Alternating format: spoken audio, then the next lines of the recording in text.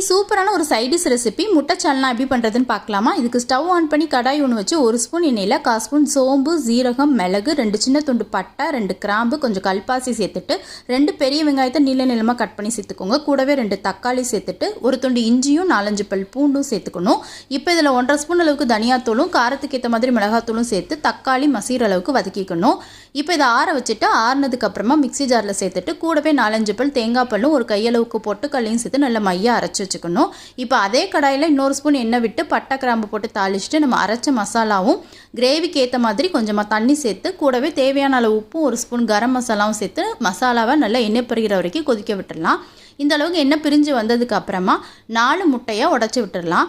இந்த மாதிரி முட்டையை வேக வைக்காமல் உடச்சி ஊற்றி பண்ணுறதுனால இந்த சால்னாவை 10 நிமிஷத்தில் செஞ்சிடலாங்க.